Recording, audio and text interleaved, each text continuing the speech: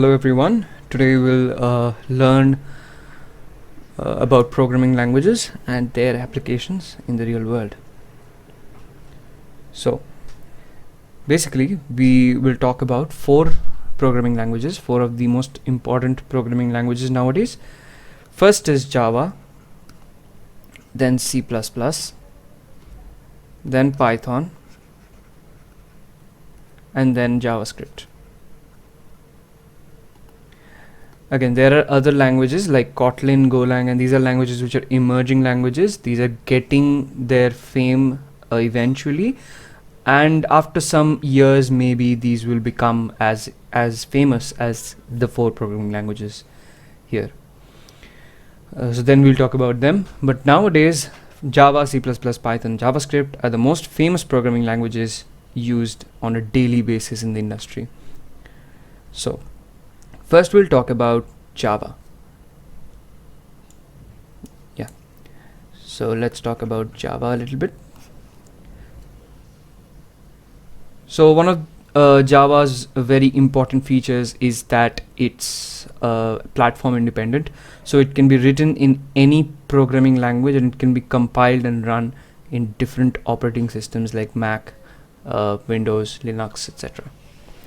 And so it can be used in three main applications, three main parts of programming, software development. One is the back-end development. This must be back-end development. The other is mobile app development, and the other is desktop app.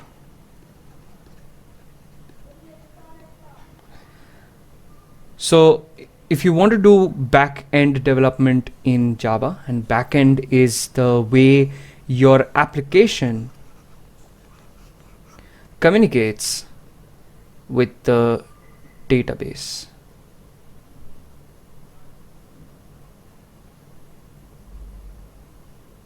So this is the database where you store the data, let's say user data, and all the things that you require in your app.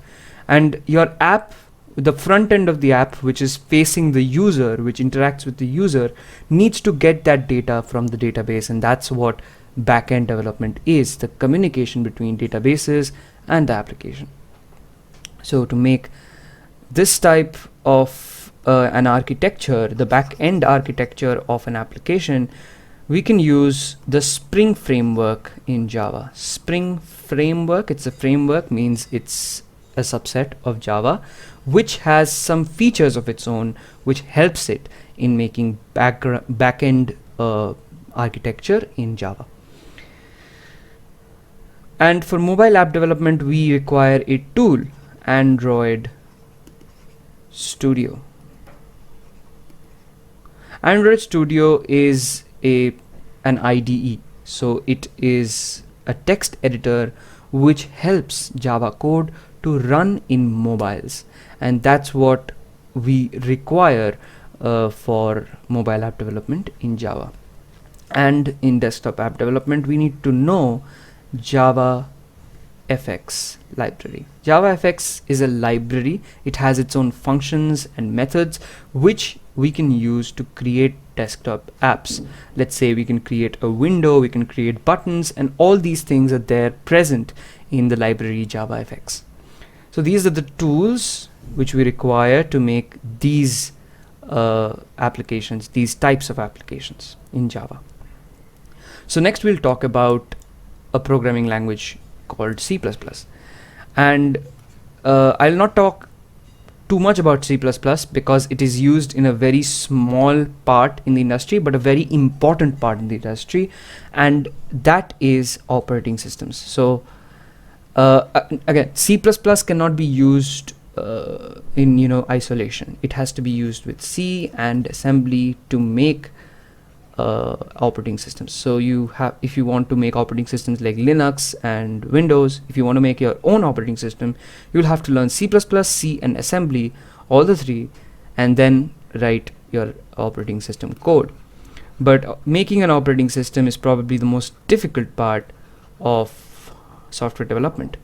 And because these languages are little difficult languages, C++ is taught in schools, but C and assembly are parent to C++ and are much more difficult to learn at first.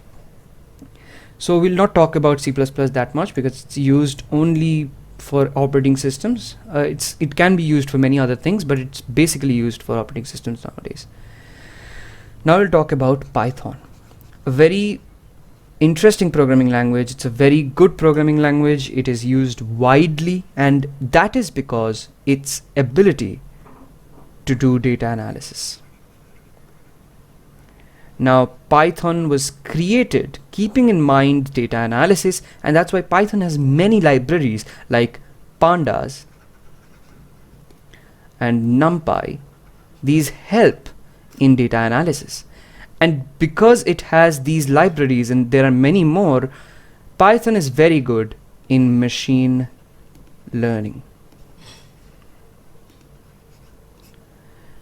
And I want to say one thing more about Python. Python is such a famous language that every now and then a new library, a new framework is being created for Python to make different stuff in programming. Let's say we want to make web apps and web backend, just like Spring Framework. Spring Framework makes Java backend. The Django framework makes Python backend. So yeah, so for Python, if you want to make backend architecture in Python, we need to use Django. Django is again a framework, just like Spring. It is a framework in Python. If you want to make a desktop application, we can use tkinter. So desktop app, we can use tkinter, and there are many more frameworks. As I said, this is such a famous language that every now and then new frameworks are being created to do new stuff in Python. And then the last programming language that I'm going to talk about is JavaScript. And one of my favorite programming languages is JavaScript. JavaScript is such a powerful language that it can do all the things that Java and C++, not C++, operating systems can only be made in C++, C and assembly, but JavaScript can do pretty much everything that Java and Python do.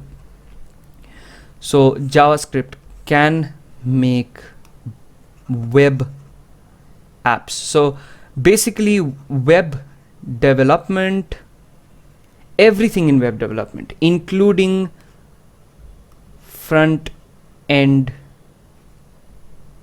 and back end. So JavaScript can do everything in web development. For front end, it requires React.js, Angular.js, any one of these, or Vue.js, any one of these, and there are many more, but these are the famous ones. For backend, it requires Node.js and Express. Express is a framework just like Spring and Django. It is a framework which helps in the backend development in JavaScript. JavaScript can also make mobile app, and this is very interesting because JavaScript can make mobile apps for all the platforms, and it has a framework called React Native, which is a subset of React. It is a version of React which works for mobile applications. It can work for iOS applications, and it can be written once, and then it can be used in Android apps, as an Android app, as an iOS app, or any other mobile operating system. JavaScript can also be used for machine learning. So at first, machine learning was created. Machine learning was, brought into the consideration of programming world in Python because of its large library of data analysis. But then the JavaScript developers said that we also want our own library to make machine learning, because if we need to do machine learning in a web application, we have to learn Python, and then we have to club the two programming languages together to give machine learning functionality to our JavaScript apps.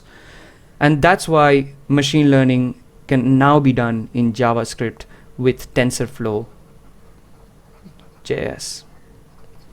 Now, in case I did not say, TensorFlow is a library which can be used to make machine learning, and the original TensorFlow is in Python. So here where I said about Python machine learning, remember that in Python, if we want to make machine learning models, we can use TensorFlow.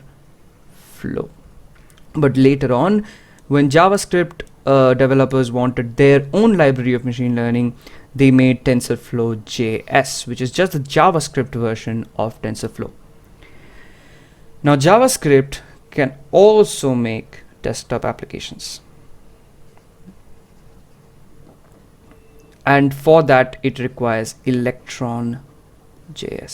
There are many other, again, there are many frameworks, but these are the famous ones.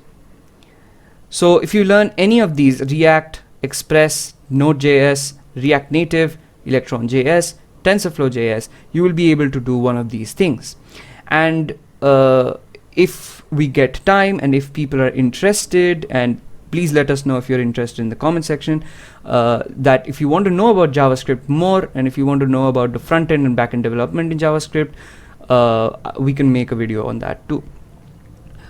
But in this video, we'll only talk about what can be done rather than talking about how it can be done.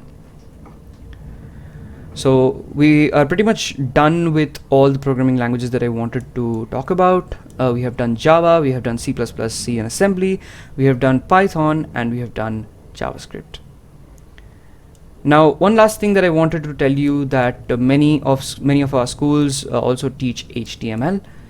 HTML is not a programming language, it is a markup language. The full form of HTML is Hypertext Markup language. Now, what hypertext markup language means is when you make a website, you have to tell the browser where the text will be. So how will you place a text? What is a header, and how will you place the text under the header? How will you place your images, and where will you place your images, and in what sequence will you place your text and images? That's what is done in hypertext markup language, HTML. HTML cannot style a website, and believe me, if you see a website which is not styled and it is only made in HTML, it will look very bad. But with HTML, you also need CSS, which is cascading style sheets. Cascading style sheets to style the web pages so that it looks good. So with HTML, you can place the text one after the other on the web page. But let's say if you want to place a text here and an image here, then you will have to use CSS. It can also give background image, it can also give a background color, it can give padding, margin, and all those things, which makes it look much more appealing to the eye. But HTML on its own can do only the stacking of the text. So it can place one text and then the other, and this looks very bad. So we have to use HTML and CSS together. We also use JavaScript with this to give functionality to the web pages. So remember, HTML is not a programming language. We cannot program with it. We can just tell the browser where the text is and what the sequence of the text can be specified using HTML. And that's it. That was the video. All these programming languages, you can take a screenshot. If you want to learn a specific task in a specific programming language, these are the things that you need to learn. So if you want to make backend in Java, you want to learn Spring. If you want to make mobile apps, you want to learn Android Studio. If you want to make desktop apps, you have to learn JavaFX. And if you want to make machine learning models in Python, you have to learn TensorFlow. If you want to know how to make backend in Python, you'll have to know Django. If you want to know how desktop apps are made in Python, you'll have to know tkinter, and there are many others. I have not listed all of them. JavaScript, if you want to know how front-end development works, how back-end development works, you'll have to learn one of these three and both of these. So these two, Node.js and Express, these come together. You have to learn both of these together, and any one of these will do. So you'll have to learn React, Angular, or Vue, and Node.js Express. Remember, you have to learn all these things to do the complete web development, which we also call full stack. Now for mobile app development in JavaScript, you will have to learn React Native. For desktop apps, you have to learn Electron.js, and for machine learning, you'll have to learn TensorFlow.js. And also, if you want to make operating systems, which is a very hard task again, but if you want to do it, then you have to learn these three languages very well, and after that you can program your own operating system. And if you want to make static web pages which have pictures and texts and it does not do a lot of things, then you can use HTML, CSS, and JavaScript. But if your website has a lot of functionality, then it's better to use React.js, Angular.js, and Vue.js, these three. So this is it. Remember, for interview purposes, if you want to go into the industry, so you have to get into a company, and when you get into a company, you will require to code some questions. So let's say they will give you programming questions which you will have to solve in one of these three programming languages: Java, C++, and Python. Any one of these three programming languages must be used in most of the interviews, and most of the interviews allow these three programming languages. Any other programming language like JavaScript may be allowed in some companies, may not be allowed in other companies. So to be sure that you're going to get the job, you will have to know one of these three languages very well, so that you can code any question in these three languages. And that's it. That is what I wanted to tell you about. Thank you. Keep listening. Goodbye.